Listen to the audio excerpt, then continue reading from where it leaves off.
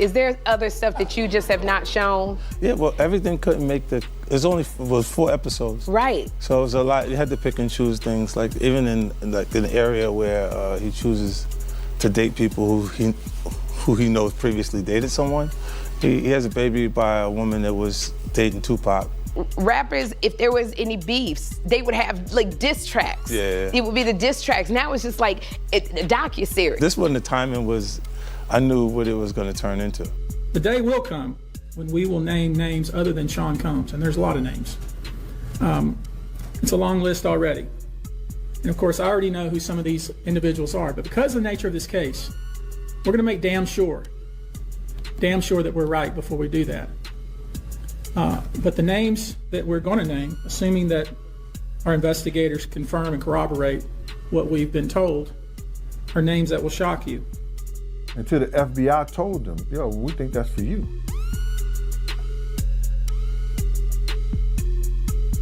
So, if you're getting paid to do a job, he was already doing his job. So that's why I think he did it. So I want to backtrack, my man, because you made a comment and you said something that you never said on my platform before. You did say on my platform before that you believe Puffy, he was the target, but you never said that. Because if they got if they got some tapes out there and it's with some underage, whether it's celebrities or not, it's gonna be crazy, bro. It's gonna be real crazy. And they're gonna have to bring that to forefront because the prosecutor's gonna want those tapes. And they're gonna do whatever they have to do legally to get those tapes. 50 Cent's explosive documentary didn't just reopen the conversation surrounding Sean Diddy Combs. It redirected the spotlight onto everyone orbiting his world.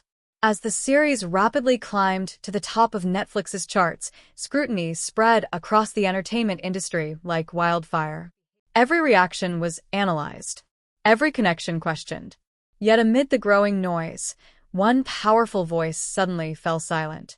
Snoop Dogg, known for his outspoken personality and constant online presence, said nothing. No posts, no interviews, no defense. In today's media landscape, silence during controversy can echo louder than any statement. And that silence leaves one unsettling question hanging in the air. Is staying quiet a strategy for survival, or a sign that something far deeper is at risk? Sons and my sons have been best friends since they were 6, 7 years old. I didn't make it happen and Puffy didn't make it happen. One night I was at my house and Puffy's son was over about like 9 o'clock and I'm like, cuz, what time you going home? And he like, I'm spending the night. I'm like, did you tell your dad? He like, nah, my mom dropped me off. So Kim, rest in peace, was connecting my kids with Puff kids, and they formed a friendship and a bond. When Justin went to UCLA, my son went to UCLA. When Christian was rapping, my son was rapping. When he was modeling, they was flying over the world together. So they forged a friendship and a brotherhood that me and Puff always. What you guys think? But let's go through, I want to go through this list. So, all right, we have a lot of names on this list. And I want to go through the transcription because I'll play a little bit of this video. It's just kind of annoying. It's playing a lot of music. Who put this song on? Drake. Oprah. Oprah's on every list, guys. And honestly, that's one I believe. Why is she on every list? J-Lo. Always bringing back J-Lo. And with A-Rod. Will Smith. Alicia Keys. All right, they mixed it so it sounds more depressing, and it's not. It's a very annoying edit. Andy Curtis, shame on you. Calling out all the names who are involved and turned his back on him. This list is insane. Look, he knew a lot of famous people. He did. That is a truth. Not all of them are implicit in what he did. But here is the list. Here's the list. Without further ado, I will show you the list. Drake, Oprah, J-Lo, A-Rod, Will Smith, Alicia Keys, Justin Bieber, Kevin Hart, Mark Wahlberg, Snoop, another one, himself, DJ Khaled. We could just play this the whole time. Another one. We got Swiss Beats. Another one. Kelly Rowland. Another one. Chris Brown. Another one. Maluma. I won't keep putting it. Just funny because DJ Khaled was also on the last lawsuit from Lil Rod claiming he went to the bedroom with male workers. Allegedly, so says Lil Rod. Maluma, Issa Rae, Ciara, Janelle Monáe, Lizzo, Meg Thee Stallion, J Balvin, Naomi Campbell, Jessica Alba, Peter Wilson, Gabriel Union, Usher. Usher's still friendly with him. All those parties he went to. Demi Lovato, Tracy Ellis Ross, Soiree, Julianne Hough, Diplo, Lil Uzi Vert, D Nice. Oh, it's our own D Nice. Hey, D Nice. Burna Boy. D Nice, you didn't tell me you were at a Diddy party. Paris Global, Nicole Scherzinger from Pussycat Dolls, Cara Delevingne, Winnie Harlow, French Montana, also listed in a lot of the stuff. And many more. Jay-Z, Machine Gun Kelly, Tiana Taylor, Travis Scott were also pictured at the hip-hop mogul's birthday per snaps, which we can look at. But look, it's interesting because there's definitely, obvious names on this list. There's also a few like Tracy Ellis Ross and Jessica Campbell and Janelle Monáe and Issa Rae are more like, Hollywood liberal type people. He's got a lot. It's just a very big list of folks. Do I believe everybody on this list was involved in something debaucherous? No, I don't.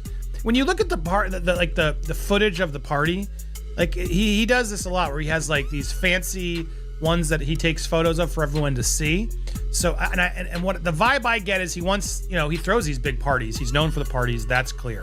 And I believe he was throwing really big celebrity parties that were, look great, look like, super weddings. When you show up to a party, you got amazing decor and drinks and things. No doubt. 50 Cent's documentary didn't just reignite the conversation surrounding Sean Diddy Combs. It expanded the spotlight to everyone connected to his inner circle. As the series surged to the top of Netflix's charts, scrutiny spread rapidly across the entertainment industry, placing old alliances and past associations under a microscope. Yet amid the growing noise, one familiar voice suddenly went quiet. Snoop Dogg, usually outspoken and constantly active online, offered no reaction, no commentary, no public stance. In today's media culture, silence during controversy can speak louder than any defense ever could. And that silence leaves an unsettling question lingering in the air.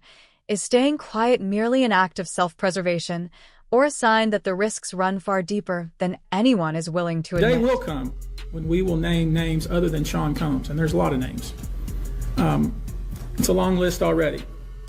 And of course, I already know who some of these individuals are, but because of the nature of this case, we're going to make damn sure that we're right before we do that. But the names that we're going to name, assuming that our investigators confirm and corroborate what we've been told, are names that will shock you. These are individual cases. There are indeed other perpetrators involved. They will be revealed when that particular individual case is ready to be filed. They already know who they are. And I'm talking here about not just the cowardly but complicit bystanders. That is, those people that we know watched this behavior occur and did nothing. And I'm talking about the people that participated, encouraged it, egged it on. They know who they are. I call them the facilitators of foul play, willing participants in vile conduct. As we identify them, each will be part of this case as defendants. These defendants will not only include individuals, but would also include corporate entities who ultimately profited off of this culture and behavior. I'm looking at banks, pharmaceutical companies, hotels. We know that many of these individuals were paid cash. We know that many of these individuals involved, whether they were the ones being assaulted and abused or they're witnessing, anyone who was in the room and watched it happen, but made no effort to stop it. Any venue or venue owner who was aware of what was going on, but failed to stop it. Any individual or entity who knew about the conduct and benefited from it, but did nothing to report it or stop it. And any individual or entity who covered it up or helped cover it up. These people who know who they are should just come forward now. I would imagine, as we speak here, there are a myriad of people who are very nervous. You can't hide skeletons in the closet forever. I would expect there are many people out there right now who are desperately searching their memories as they delete their texts and data. Now, although these are in fact individual cases, there is a common theme. He goes in, there's a lot more, the theme being that he would bring them in with drinks, lace those drinks. If you didn't drink said drinks, you were kicked out of the party. Once they took the drink and sort of passed out, they had their way with these people. And that's the theme that was happening ongoing. But so Christopher, I want to get your reactions, but I was taken by that part where he's really calling it out there. And Old interviews have begun resurfacing, drawing renewed attention to moments when Sean Diddy Combs spoke in cryptic tones on television while Snoop Dogg reacted in ways viewers are now interpreting through an entirely different lens. These clips offer no proof of wrongdoing, yet they reveal how quickly public perception can shift once trust begins to crack. Gestures that once passed unnoticed are now analyzed frame by frame, and casual reactions are revisited as if they carry hidden meaning. It exposes a powerful reality of modern scandals. The moment doubt enters the story, the past stops feeling neutral. Every memory is re-examined through suspicion, reminding us that reputation often reshapes context long before context ever has the chance to define reputation. Y'all don't love us! Y'all don't love us! All on the record, dancing, come to death row. But I was like, damn, we on the same record label. I know these people are really thinking like we are like Coast, West Coast. We got beef with the people we got beef with. But we could go anywhere in the country because we are America's most. Until the FBI told them, yo, we think that's for you.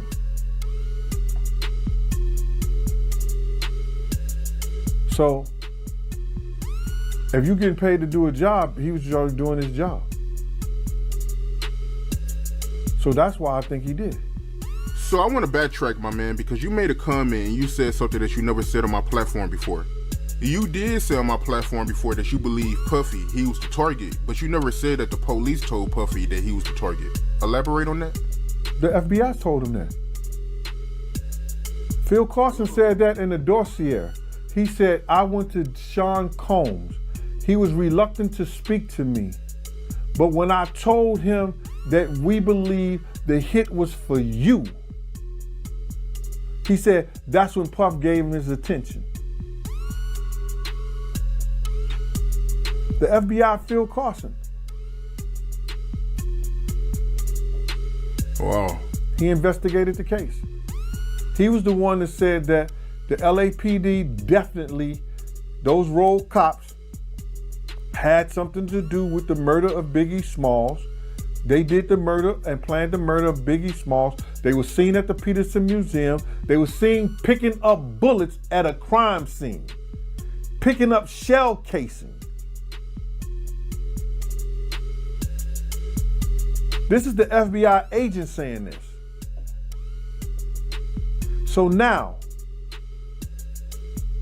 he told Puff that he believed it was for him. So a few days ago, man, I seen a news clip that was from the LA local news, man, and they showed this on March 9th, which was the anniversary of Biggie's murder. And they said that Amir Muhammad lives in Atlanta now and he does real estate. Do you think Amir Muhammad will ever come out and speak? Why would he? Why should he? What are you gonna say? What are you gonna say? Yeah, I killed him. oh, yeah, I had something to do with it. He's gonna stay far away from it as he can. Murder don't go away. You understand what I'm saying? The statue of murder is always there. They'll come get you 30, 40 years from now. If he's still around when the statue at those cases being sealed is up, then he gonna have to talk or say something. But those cases, that case was sealed. Until they say that the case is closed or solved, that information stays sealed. But that information is what we need to get the killers in jail. They sealed the evidence that we need to put the killers behind bars. Because you know why, and that's what, if you've seen that program like you said, he said that it would have cost LA 4 to 600 million dollars for their officers being rolled and killing the Notorious Big. Do you think Claims made by Suge Knight about the night Tupac Shakur was shot have resurfaced once again, reopening wounds that time never fully closed and reviving tensions decades after the tragedy?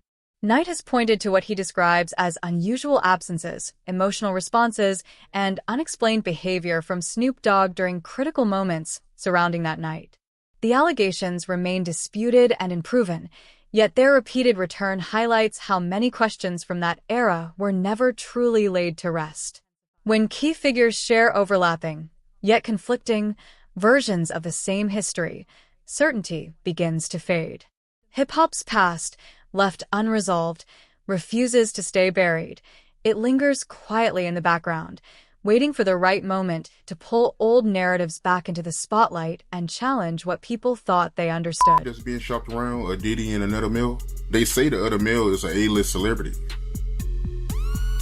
I would wonder if he's white or black. And if I'm looking at any black guys that are A-listers that's bigger than Diddy, there's only one that I could come up with. And there's a few I could come up with. Will Smith, he's bigger than Diddy. I would think Nick Cannon is bigger than Diddy. Who else on the black that are black actors or black in the business that's an A-lister that's bigger than Diddy, that's black? That's hard to think.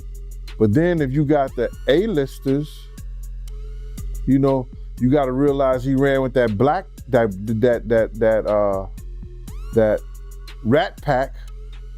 And I don't want to even say their names because they said I got their names wrong last time. What's his name? Kushner? What's the other guy? Leonardo? Yeah, his name. Man, I don't keep up with these cats. But I heard that that's not only the tape that's being shot. There's some other tapes out there, other people too with him. And him doing some things with some other people. So it's quite a few tapes that might be out there, what they're hearing. And I don't want to see the tapes, but I want to know if they really true. Because if they got if they got some tapes out there and it's with some underage, whether it's celebrities or not, it's gonna be crazy, bro. It's gonna be real crazy. And they're gonna have to bring that to forefront because the prosecutor's gonna want those tapes. And they're gonna do whatever they have to do legally to get those tapes. No ifs, ands, and buts about it. So we just better hope for his sake, that's just a bunch of bull crap. But then there's lawyers out there saying, yeah, the tape does exist. Lawyers got on television to say the tapes exist. I don't really know or trust that because they was trying to say he had a tape with one of the bodyguards and this lady that came out. So we don't know what to think until we actually see that and we get that version. You remember we had that bootleg version of R. Kelly tape? Yeah, I remember that. They don't even bootleg. Yo, they don't even bootleg no more, man. So it's gonna be hard to figure it out if it does exist. Do you believe the guy in the tape is white? If he's bigger than Diddy and he's not none of the names that I said, probably so. An attorney representing alleged victims publicly confirmed the existence of explicit recordings involving Sean, Diddy Combs, and another unnamed high-profile figure, a statement that instantly intensified an already volatile situation. No identities were revealed, and no details were shared, Yet the confirmation alone shifted the conversation into far more serious territory. What had once lived mainly in online speculation suddenly entered the realm of legal scrutiny and formal proceedings. But where transparency stops, speculation inevitably begins. As information remains sealed and silence fills the void, tension grows, allowing rumor to rush in and occupy the unknown. It is within that fragile space, between what is confirmed and what remains hidden, that uncertainty takes hold, quietly reshaping public perception long before the full truth has a chance to emerge. Dialogue. We spoke about that on your show. I said if they really wanted him, all they had to do was review those civil lawsuits. And once they find the criminal activity in those, they could bring him in. Now, did the Federal Bureau of Investigation in Miami do it? No, they didn't. Did California do it? No, they did not. The Southern District of New York, they took it upon themselves and put on that raid and everything based on the information they found in Cassie lawsuit and the information they found in Little Rod lawsuit. But all this is bigger than Diddy. It's bigger than Diddy, bro. Cause you know who else they was doing investigation on during that whole time period? It was the mayor and the politicians in New York City. They turn around and give him the key to the city. All the mayor people that he brought on here in New York City are all resigning. They all resigning. People ain't gonna tie this together, but if you look at it, you have to say, because of Mayor Adams and his relationship with Diddy, it brought on the Southern District of New York to start investigating Diddy on civil lawsuits that was put against him. Because the feds is going after all these politicians in New York City. Yeah, the feds revealed that, anybody that, participated in any, criminal behavior at his freak-offs, they're going to pursue. Listen here.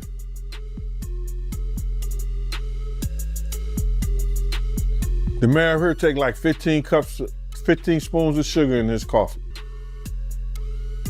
So it's all a possibility.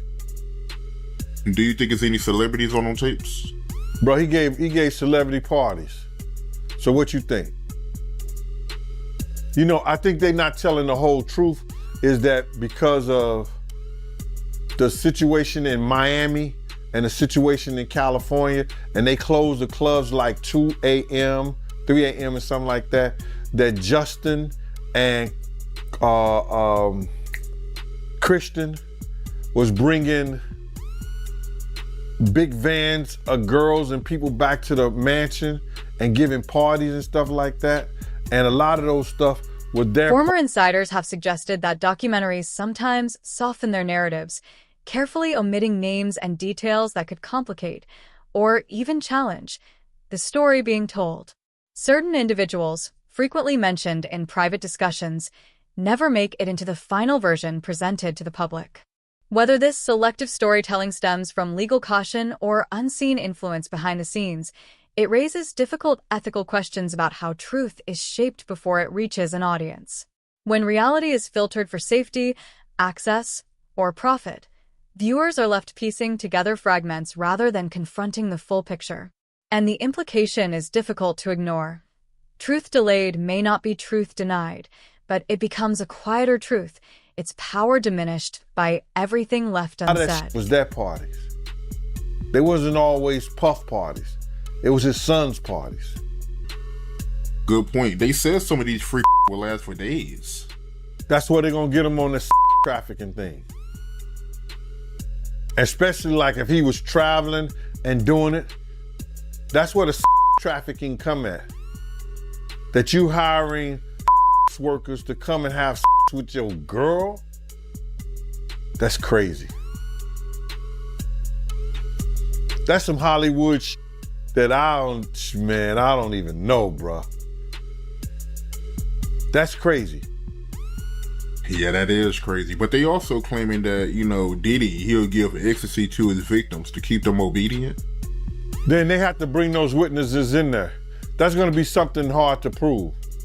Unless Lil Rob or Lil Cassie state that was something that happened. That's how the prosecutor's gonna prove that. They got a ton of evidence that they gotta try to prove, bro. A lot of that that if you read it, it could be circumstantial, you know what I'm saying? But they gotta have witness to back it up. You just can't say that that happened based on somebody lawsuit and what the words that they're saying. They have to have witnesses in there. And I think Puff lawyers is gonna be smart enough to attack that. Right. And they claiming that Diddy, you know, he was blackmailing his victims because he had videos from old and he was using those videos to get his victims to do another freak off. So if he was blackmailing people, especially people that work for him, see, this is what it's gonna get him at. See, people think that, those people work for him, or those people, if they was artists and they work for him, or they were engineers, or they anybody that worked for them and stuff like that, your boss cannot blackmail you to do nothing. If you do a sex act or you doing anything, your boss, if he have you doing those things like that, then he could be liable for suit. Because you're not doing it willingly. Because that individual is your boss. So psychologically, you know what I'm saying? I don't care what nobody say, that when somebody has something over you, could determine your job, your career, your livelihood. That's somewhat of a blackmail if they holding stuff that they've done, that you've done in the past, over your head to make you continually doing that stuff. Now, that's where he loses at. Cause some of those people worked for him, or he was a part of doing something. They was part of doing something for their career with him. That's why he loses that case. Survivors and cultural commentators continue to speak out against what they describe as selective accountability within celebrity culture. In their view, fame often determines who faces consequences and who remains protected from meaningful scrutiny. These critiques reach beyond powerful figures themselves, turning the spotlight toward the audience and asking an uncomfortable question: why does admiration so often outweigh accountability? Allegations must ultimately be proven, yet recurring patterns still demand attention. And for many observers, the conclusion is difficult to escape.